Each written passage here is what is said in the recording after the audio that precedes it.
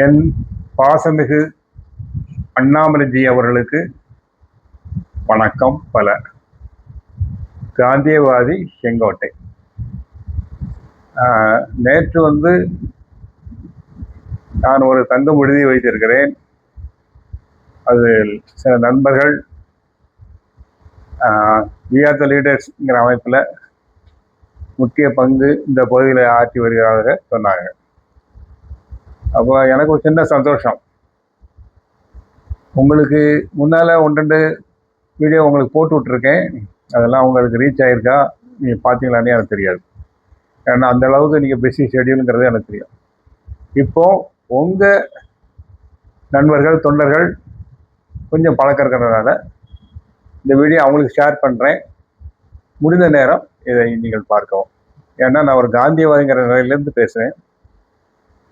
காந்தியம் என்பது உங்களுக்கு தெரியாத ஒன்றும் இல்லை. நீங்கள் ஒரு ஐபிஎஸ் அதிகாரி, எல்லா சப்ஜெக்டையும் நீங்கள் அழகாக படிச்சிருப்பீங்க. உங்களுக்கு 2வது நிறைய ஆசிரமங்களுடைய தொடர்புகள், இந்து மதத்தினுடைய லா, அதனுடைய தெய்வீகத்தன்மைகள் எல்லாமே உங்களுக்கு தெரிஞ்சிருக்கும். நிறைய வீடியோ நான் பார்த்துருக்கேன். சந்தோஷம். இப்போது என்னுடைய சப்ஜெக்டுக்கு வரேன். நாங்கள் ஒரு 20 வருஷமாக பூரண மதுவிலக்கு அப்படிங்கிற ஒரு காந்திய கொள்கையை கையில் எடுத்து எல்லா பள்ளிகளிலும் கல்லூரிகளிலும் இதை பற்றி கிளாஸ் எடுத்து, அதே மாதிரி பலவிதமான உண்ணாவிரதங்கள், பலவிதமான சைக்கிள் யாத்திரைகள், காந்திய கொள்கைகளை பரப்புவதற்கு கிராமங்கள் தூரம் பிரச்சார யாத்திரைகள், இந்த மாதிரிலாம் நாங்கள் நிறையா செய்திருக்கோம். காந்தியவாதிகள் எங்களுக்குள்ள ஒரு அமைப்பில் ஒரு 5000 பேர் தான் இருக்கோம். நாங்கள் ஒரு அரசியலை சார்ந்தவர் இல்லாதனால, பியூர் காந்தியவாதிகள் என்பதனால கொஞ்சம் பேர் தான் அதில் நாங்கள் சேர்க்க முடிஞ்சது. அதுக்கு மேலே சேர்க்க எங்களால் முடியல. இருந்தாலும் நாங்கள் பரம திருப்தியாக இருக்கோம். இப்போது இந்த தேர்வு சமயத்துக்கு முன்னால், தேர்வு சமயத்தில் நிறைய வீடியோ உங்களுக்கு வெளியிட்டேன். எல்லா லீடர்ஸும் இந்த பூரண மதுவிலக்குக்காக நீங்கள் குரல் கொடுக்கணும். இனி வரக்கூடிய ஆட்சியிலேயாவது பூரண விலக்கு, அதாவது மொத்த ஷாப்பும் அடையணும். இப்போ கொஞ்சம் ஷாப் அடைச்சிருக்காங்க, அதே சந்தோஷம்தான்.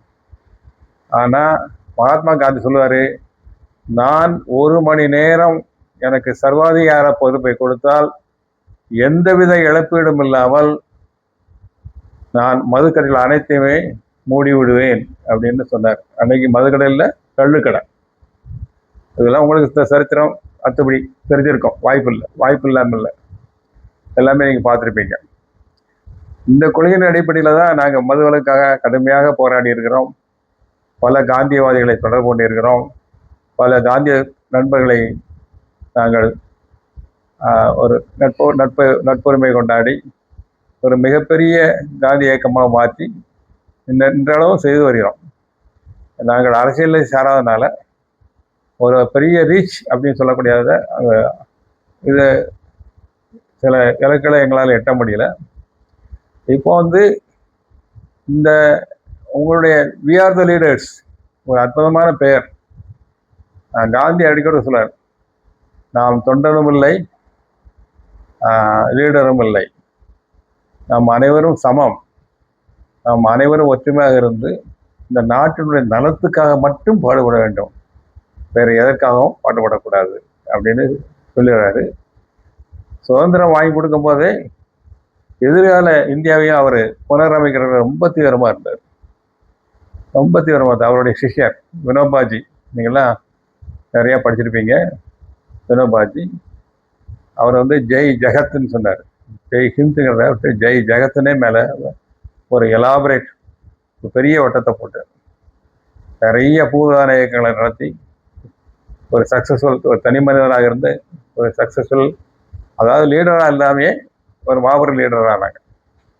இந்த மாதிரி நீங்களும் ஒரு பெரிய அரசியலில் இருந்து பாரதிய ஜனதா இருந்தீங்க.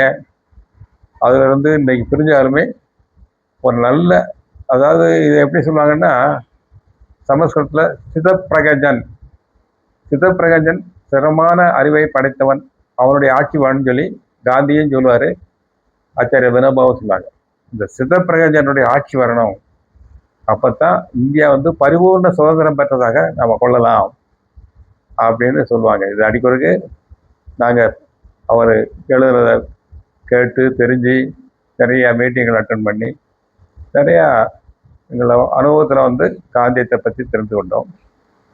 இங்கே நீங்கள் ஒரு உற்சாகமான இளைஞர்கள் நிறையா பேர் கூடுறீங்க. அரசியல் முன்னால மாதிரி இல்லை. முன்னால எப்படி இருந்தது, நம்ம எதிர்மறையாக எதுவும் பேச வேண்டாம், யாரையும் குறையும் சொல்ல வேண்டாம். எல்லாரும் அவரவர்கள் தக்கன அவருடைய அறிவுக்கு தக்கன ஆட்சி புரிந்தார்கள், பலவித நன்மைகளை மக்களுக்கு செய்தார்கள். சில குறைகளும் இருக்கலாம், அதெல்லாம் நம்ம பேச வேண்டியதில்லை.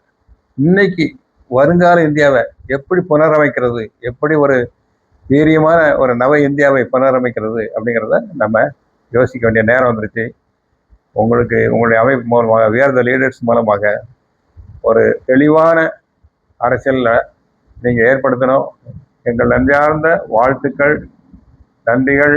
நீங்கள் எப்போதுமே இறைவனுடைய குழந்தையாக இருந்து ஒரு பரிபூர்ணத்தோட வாழ்ந்து ஒரு ஒரு நல்ல சிந்தனையோட இந்த நாட்டை மாற்றி வைக்க வேண்டும் என்று எங்களை போன்ற காந்தியவாதிகள் விரும்பி கேட்டுக்கொள்கிறோம். நன்றி, வணக்கம்.